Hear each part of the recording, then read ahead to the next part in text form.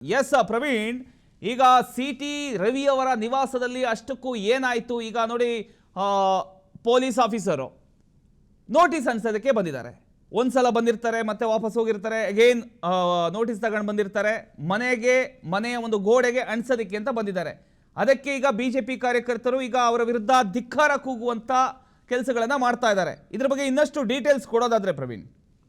ಪ್ರಮೋದ್, ಕಳೆದ 5 ದಿನಗಳ ಹಿಂದೆ ಚಿಕ್ಕಮಗಳೂರು ನಗರದ ಆಜಾದ್ ಪಾರ್ಕ್ ವೃತ್ತದಲ್ಲಿ ಸಿ.ಟಿ. ರವಿ ಅವರು ಒಂದು ಭಾಷಣ ಮಾಡಿದ್ದೇ ಇಷ್ಟಕ್ಕೆಲ್ಲ ಕಾರಣ ಅಂತ ಹೇಳ್ಬೋದು. ಯಾಕೆಂದ್ರೆ ಆ ಭಾಷಣದಲ್ಲಿ ಕೆಲವೊಂದು ವಿವಾದಾತ್ಮಕ ಪದಗಳು ಉಲ್ಲೇಖವಾದ ಹಿನ್ನೆಲೆ ಕೆಲವೊಂದು ಮುಸ್ಲಿಂ ಸಂಘಟನೆಗಳು ಚಿಕ್ಕಮಗಳೂರು ನಗರ ಪೊಲೀಸ್ ಠಾಣೆಯಲ್ಲಿ ದೂರನ್ನ ದಾಖಲಿಸ್ತವೆ. ಅಂತಂದ್ರೆ ನೀಟ್ ಪರೀಕ್ಷೆ ವಿಚಾರವಾಗಿ ದೆಹಲಿಯಲ್ಲಿ ನಡೆದಿರುವ ಕಾಕ್ರೋಚ್ ಪಡೆಯಲ್ಲಿರುವಂತ ಮುಲ್ಲಾಗಳಿಗೂ ಅವ್ರಿಗೆ ಎದೆ ಸೀಳಿದರೆ 3 ಅಕ್ಷರ ಇಲ್ಲ, ಅವ್ರಿಗೂ ನೀಟ್ ಪರೀಕ್ಷೆಗೂ ಏನ್ ಸಂಬಂಧ, ಅಕ್ಷರ ಗೊತ್ತಿಲ್ಲ ಅಂತಂದ್ಮೇಲೆ ನೀಟ್ ಪರೀಕ್ಷೆ ಬಗ್ಗೆ ಹೇಗ್ ಗೊತ್ತಿರುತ್ತೆ ಅನ್ನೋ ಹೇಳಿಕೆಯನ್ನ ನೀಡಿದರೆ ಇದರಿಂದ ಕೆಲವೊಂದು ಬೇಸರಗೊಂಡ ಮುಸ್ಲಿಂ ಸಂಘಟನೆಗಳು ಚಿಕ್ಕಮಗಳೂರು ನಗರ ಪೊಲೀಸ್ ಠಾಣೆಯಲ್ಲಿ ಪ್ರಕರಣವನ್ನು ದಾಖಲಿಸ್ತಾರೆ. ಆ ಪ್ರಕರಣ ದಾಖಲಾದ ಬೆನ್ನಲ್ಲೇ ಕೇವಲ 2 ದಿನಗಳ ಹಿಂದೀಚೆಗೆ ಈಗಾಗಲೇ ಪೊಲೀಸರು ಒಂದು ಎಫ್ಐಆರ್ ಅನ್ನ ದಾಖಲಿಸಿ ಬೆಳಗ್ಗೆ ಕೂಡ ಎಫ್ಐಆರ್ ದಾಖಲಾಗುತ್ತೆ. ಆ ಎಫ್ಐಆರ್ ದಾಖಲಾಗದೆ ಪೊಲೀಸರು ಚಿಕ್ಕಮಗಳೂರು ನಗರ ಪೊಲೀಸರು ಕೂಡ ಒಂದು ನೋಟಿಸ್ ಅನ್ನ ಕೊಡಕ್ ಬರ್ತಾರೆ. ಆ ನೋಟಿಸ್ ಅನ್ನ ಜಾರಿ ಮಾಡಿ ನೀವು ತನಿಖೆಗೆ ಭಾಗವಹಿಸಬೇಕು, ಆ ತನಿಖೆಯಲ್ಲಿ ಪಾಲ್ಗೊಳ್ಬೇಕು ಅಂತ ಒತ್ತಾಯವನ್ನ ಮಾಡ್ತಾರೆ. ಆದ್ರೆ ಸಿ.ಟಿ. ರವಿ ಅವರು ಜೊತೆಗೆ ಅವರ ಬೆಂಬಲಿಗರು ಇದಕ್ಕೆ ಆಕ್ರೋಶನ ವ್ಯಕ್ತಪಡಿಸ್ತಾರೆ. ಯಾಕೆಂತಂದ್ರೆ ಎಲ್ಲರಿಗೂ ಕೂಡ ಇದೇ ರೀತಿ ಒಂದು ನಾನು ಯಾವ ವಿವಾದಾತ್ಮಕ ಹೇಳಿಕೆಯನ್ನು ನೀಡಿದ್ದೇನೆ ಅಂದ್ರೆ ಅದು ವಿವಾದಾತ್ಮಕ ಪದಗಳು ಎಲ್ಲಿವೆ ಅಂದ್ರೆ ನಾನು ಮುಸ್ಲಿಂ ಅನ್ನೋ ಪದವನ್ನ ಬಳಕೆ ಮಾಡಿದ್ದೀನ ಅನ್ನೋ ಪ್ರಶ್ನೆಯನ್ನ ಅವರು ಪ್ರಮುಖವಾಗಿ ಪೊಲೀಸರಿಗೆ ಹೇಳ್ತಾರೆ. ಆದ್ರೆ ಅಲ್ಲಿ ಪೊಲೀಸರು ಕೂಡ ಸರ್ ನಮ್ಮ ಕಾರ್ಯವನ್ನ ನಿರ್ವಹಿಸಕ್ ಬಂದಿದ್ದೇವೆ, ನೀವು ಅದು ತನಿಖೆಗೆ ಸಹಕರಿಸಬೇಕು ಅಂತ ಅವ್ರು ಸಂಪೂರ್ಣವಾಗಿ ಮಾತಾಡ್ತಾರೆ. ಆದ್ರೆ ಪೊಲೀಸರು ಜೊತೆಗೆ ಬಿಜೆಪಿ ಕಾರ್ಯಕರ್ತರ ನಡುವೆ ಒಂದು ವಾಗ್ವಾದ ನಡೆಯುತ್ತೆ. ಯಾಕೆಂತಂದ್ರೆ ಎಲ್ಲಾ ಪದಗಳಿಗೂ ಈಗಾಗಲೇ ನಾವು ಮಲ್ಲಿಕಾರ್ಜುನ ಖರ್ಗೆ ಅವರ ವಿರುದ್ಧ ಕೂಡ ದೂರನ್ನು ನೀಡಿದ್ದೇವೆ, ಈಗಾಗಲೇ ರಾಹುಲ್ ಗಾಂಧಿ ಅವರ ವಿರುದ್ಧ ಕೂಡ ದೂರು ನೀಡಿದ್ದೇವೆ, ಅವರಿಗೆ ನೋಟಿಸ್ ಅನ್ನ ಕೊಟ್ಟಿದ್ದೀರಾ, ಅದೇ ರೀತಿ ತುರ್ತಾಗಿ ನೀವು ಕ್ರಮವನ್ನ ಕೈಗೊಂಡಿದ್ದೀರಾ ಅಂತ ಬಿಜೆಪಿ ಕಾರ್ಯಕರ್ತರು ಮತ್ತೆ ಸಿ.ಟಿ. ರವಿ ಅವರು ಆಕ್ರೋಶನ ವ್ಯಕ್ತಪಡಿಸಿದ್ದಾರೆ. ಆದ್ರೆ ಪೊಲೀಸರು ಯಾವುದಕ್ಕೂ ಕೂಡ ಸಿ.ಟಿ. ರವಿ ಅವರು ಯಾವುದಕ್ಕೂ ಕೂಡ ಒಂದು ಪ್ರಶ್ನೆ ಮಾಡದ ಹಿನ್ನೆಲೆ ಪೊಲೀಸರು ವಾಪಸ್ ಹೋಗ್ತಾರೆ.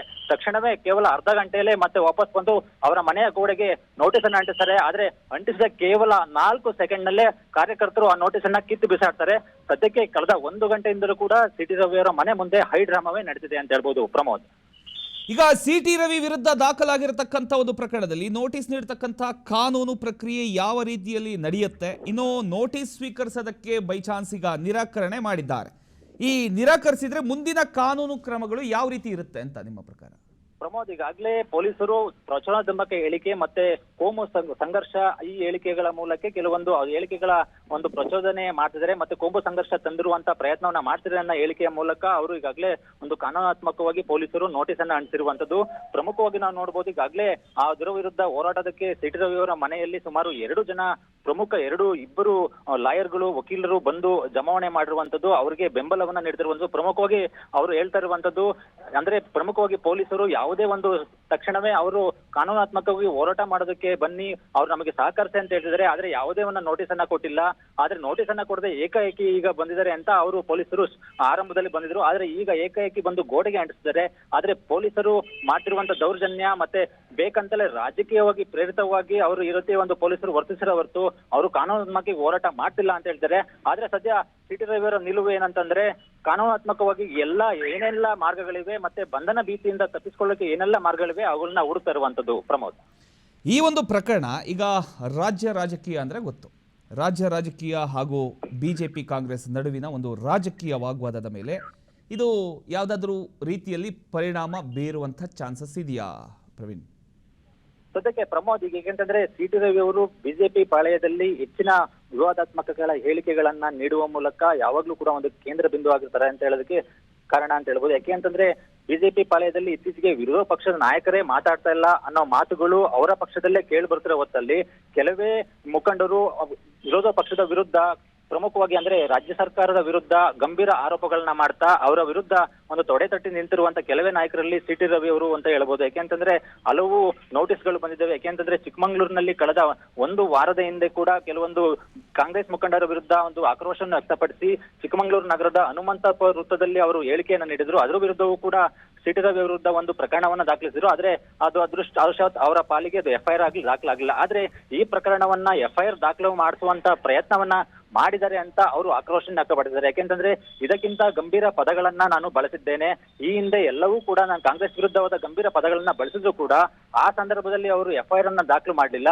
ಆದ್ರೆ ನಾನು ಮುಲ್ಲಾ ಅನ್ನೋ ಪದವನ್ನ ಉಪಯೋಗ ಮಾಡಿದ್ದೀನಿ, ಆದ್ರೆ ಮುಸ್ಲಿಂ ಅನ್ನೋ ಪದವನ್ನ ಉಪಯೋಗ ಮಾಡಿ ಆ ಸಮುದಾಯಕ್ಕೆ ಆಗುವಂತ ನೋವುಂಟು ಮಾಡುವಂತ ಪದಗಳನ್ನ ನಾನು ಉಪಯೋಗ ಮಾಡಿಲ್ಲ, ಮತ್ತೆ ಪ್ರಚೋದನೆಯನ್ನು ನೀಡಿಲ್ಲ. ಆದ್ರೆ ಇದು ರಾಜಕೀಯವಾಗಿ ಅವರು ನನ್ನ ಮಾನದಂಡವಾಗಿ ಬಳಸಿಕೊಳ್ಳುವಂತ ಸಾಧ್ಯತೆ ಇದೆ ಅಂತ ಅವರು ಕಾಂಗ್ರೆಸ್ ವಿರುದ್ಧ ಆರೋಪನ ಮಾಡ್ತಿರುವಂತದ್ದು. ಪ್ರಮೋದ್, ಥ್ಯಾಂಕ್ ಯು ನಿಮ್ಮೆಲ್ಲ ಮಾಹಿತಿಗಾಗಿ ಪ್ರವೀಣ್. ಇನ್ನು ಈ ಒಂದು ವಿಚಾರಕ್ಕೆ ಸಂಬಂಧಪಟ್ಟ ಹಾಗೆ ಈಗ ಇಷ್ಟೆಲ್ಲ ವಿವಾದಗಳು ನಡೀತಾ ಇದ್ದಾವೆ. CT ರವಿ ಅವರು ಸಂಕಷ್ಟಕ್ಕೆ ಸಿಕ್ಕಾಕೊಂಡಿದ್ದಾರೆ ಅಂತ ನಾವು ಈಗ ನೋಡಬಹುದು. ಇದನ್ನೆಲ್ಲ ನೋಡಿ ಅಷ್ಟಕ್ಕೂ ಸ್ವಲ್ಪ ಹಿಂದಕ್ಕೆ ಹೋಗೋಣ. ಏನಾಯ್ತು, ಯಾವ ರೀತಿಯ ಒಂದು ಹೇಳಿಕೆಯನ್ನ CT ರವಿ ಅವರು ಕೊಟ್ಟಿದ್ದಾರೆ, ಯಾವ ಒಂದು ಹೇಳಿಕೆಗೆ ಇಷ್ಟೆಲ್ಲ ದೊಡ್ಡ ರಾಧಾಂತ ಆಗ್ತಾ ಇದೆ ನೋಡ್ಕೊಂಬನ್ನಿ. ಮುಲ್ಲಾನಿಗೂ ನೀಟ್ ಎಕ್ಸಾಮ್ಗೂ ಏನ್ ಸಂಬಂಧ? ಎದೆ ಹೇಳಿದ್ರೆ 3 ಅಕ್ಷರ ಬರಲ್ಲ. ಆತ ಬಂದು ನೀಟ್ ವಿರುದ್ಧ ಹೋರಾಟ ಅಂತೆ, ಧರ್ಮೇಂದ್ರ ಪ್ರಧಾನ್ ರಾಜೀನಾಮೆ ಕೊಡ್ಬೇಕಂತೆ, ಮೋದಿ ಹಠಾವಂತೆ. ನಾನು ನಿಮ್ಮನ್ನ ಕೇಳಕ್ ಬಯಸ್ತೇನೆ, ನಿನ್ನ ಎದೆ ಸೀಳಿದ್ರೆ 3 ಅಕ್ಷರ ನಿನ್ನ ಎದೆ ಒಳಗಡೆ ಇಲ್ಲ, ನೀನು ನೀಟ್ ಬಗ್ಗೆ ಮಾತಾಡ್ತೀಯ. ಇನ್ನ CAಗೆ NRCಗೂ ಈ ನೀಟ್ ಪರೀಕ್ಷೆಯ ಪ್ರಶ್ನೆ ಪತ್ರಿಕೆಯ ಲೀಕ್ ಆಗಿದ್ದಕ್ಕೂ ಏನ್ ಸಂಬಂಧ? CAA ವಿರೋಧಿಗಳು, ತುಕ್ಕಡೆ ಗ್ಯಾಂಗ್ಗಳು ಅಲ್ಲಿ ಬಂದು ಮಾತಾಡ್ತಾರೆ. ತುಕ್ಕಡೆ ಗ್ಯಾಂಗ್ಗಳು ಯಾರು ಅಂತ ಗೊತ್ತಿದೆಯಾ ನಿಮ್ಗೆ? ಭಾರತ್ ತೇರೆ ತುಕ್ಕಡೆ ಹೋಂಗೆ ಇನ್ಸಾ ಅಲ್ಲ ಅಂತ ಘೋಷಣೆ ಕೂಗಿದಂತ ತುಕ್ಕಡೆ ಗ್ಯಾಂಗ್ಗಳು ಆ ಒಂದು ಹೋರಾಟದಲ್ಲಿ ಭಾಗವಹಿಸ್ತಾರೆ. ನಕಲಿ NGOಗಳಿಗೆ ಅವರಿಗೆ ಅಕ್ರಮವಾಗಿ ಹಣ ಬರ್ತಿರೋದನ್ನ ನಿಲ್ಲಿಸುವಂತ ಕಾಯ್ದೆಯನ್ನ ತರ್ತಾ ಇದ್ದಾರೆ ಅನ್ನುವಂತ ಭಯವೇ ಅವರಿಗೆ. ನಮಗೆ ಬರ್ತಿರುವಂತ ಹಣದ ಮೂಲ ಅದು ರದ್ದಾಗುತ್ತಲ್ಲಪ್ಪ, ಇಲ್ಲಿ ನಾವು ಯಾವುದೇ ರೀತಿಯ ಷಡ್ಯಂತ್ರ ಮಾಡೋದಕ್ಕೆ ಅವಕಾಶ ಇಲ್ದಂಗೆ ಆಗುತ್ತಲ್ಲೋ ಅನ್ನೋಂಥ ದುಃಖ ಅವ್ರಿಗೆ ಕಾಡ್ತಾ ಇದೆ. ಪರೀಕ್ಷೆ ಅದರಿಂದ ಆದಂಥ ಅಕ್ರಮ, ವಿದ್ಯಾರ್ಥಿಗಳಿಗಾಗಿದ್ದಂಥ ತೊಂದರೆ ಬಗ್ಗೆ ಅವ್ರ ಕಳಕಳಿ ಅಲ್ಲ.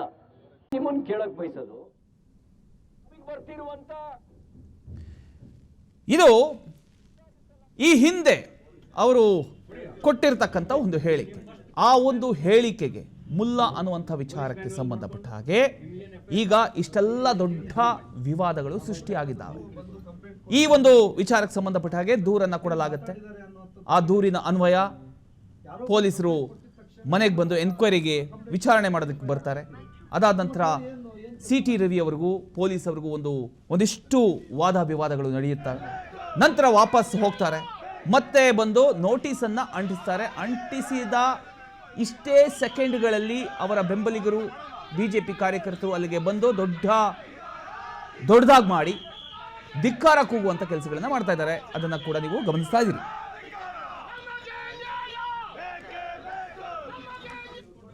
ಸರ್, ಯಾಕೆ ಇಷ್ಟೊಂದು ದುಃಖದಲ್ಲಿ ಹೋಗ್ತಾ ಇದ್ದೀರಾ?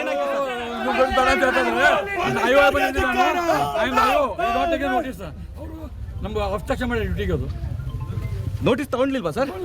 ತೊಗೊಳಲ್ಲ ತಗೋ. भारत माता के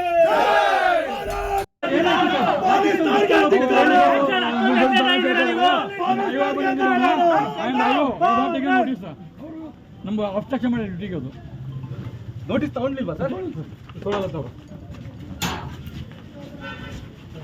भारत माता के भारत माता के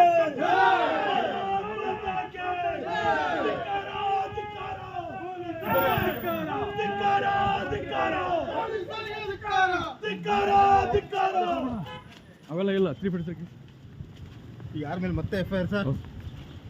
ಸರ್ ಯಾರ ಮೇಲೆ FIR ಮತ್ತೆ?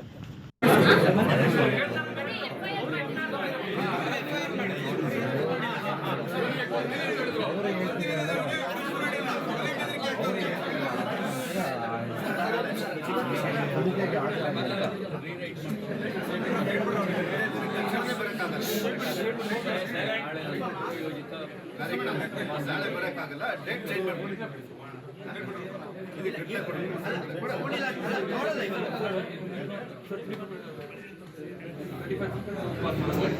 ಸರ್ ನೀವು 41 ಕೆಳಗಡೆ ನೋಡಿಸ್ಕೊಡ್ರಿ. ಆದರೆ ಮನೆ ಒಳಗಿಲ್ವೇನ್ರಿ? ಮನೆ ಒಳಗಿಲ್ವಾ ಅಲ್ಲಿ? ನೋಟಿಸ್ ಇಲ್ವಾ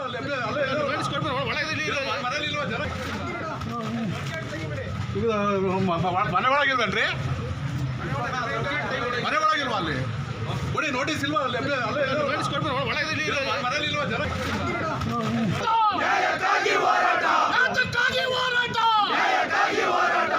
ಸರ್ಕಾರದ ಏಜೆಂಟ್ ಆಗಿ ವರ್ತಿಸಿರುವ ಪೊಲೀಸ್ ಇಲಾಖೆಗೆ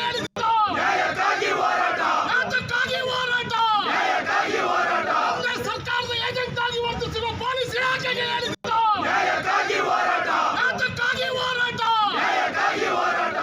ಸರ್ಕಾರದ ಏಜೆಂಟ್ ಆಗಿ ವರ್ತಿಸಿರುವ ಪೊಲೀಸ್ ಇಲಾಖೆಗೆ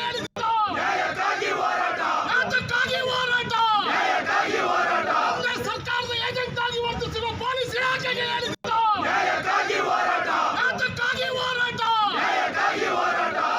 ಸರ್ಕಾರದ ಏಜೆಂಟ್ ಆಗಿ ವರ್ತಿಸಿರುವ ಪೊಲೀಸ್ ಇಲಾಖೆಗೆ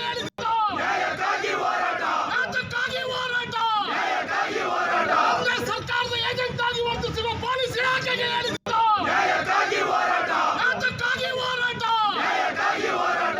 ಸರ್ಕಾರದ ಏಜೆಂಟ್ ಆಗಿ ವರ್ತಿಸಿರುವ ಪೊಲೀಸ್ ಇಲಾಖೆಗೆ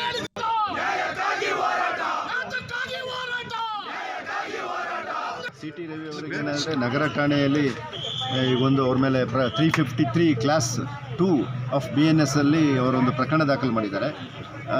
ಅವರ ಕಂಟೆನ್ಷನ್ ಏನಿದೆ ಅಂದರೆ ಯಾರೋ ಒಬ್ಬರು ಬಂದು ಟಿ ವಿನಲ್ಲಿ ನೋಡಿದೆ, ಸೋಷಿಯಲ್ ಮೀಡಿಯಾದಲ್ಲಿ ನೋಡಿದೆ, ಅವರು ಒಂದು ಸಮುದಾಯಕ್ಕೆ ಧಕ್ಕೆ ಆಗತಕ್ಕಂಥ ಹೇಳಿಕೆಯನ್ನು ಕೊಟ್ಟಿದ್ದಾರೆ, ಹಾಗಾಗಿ ಪ್ರಕರಣ ದಾಖಲು ಮಾಡಿ ಅಂತ ಹೇಳ್ತಾರೆ.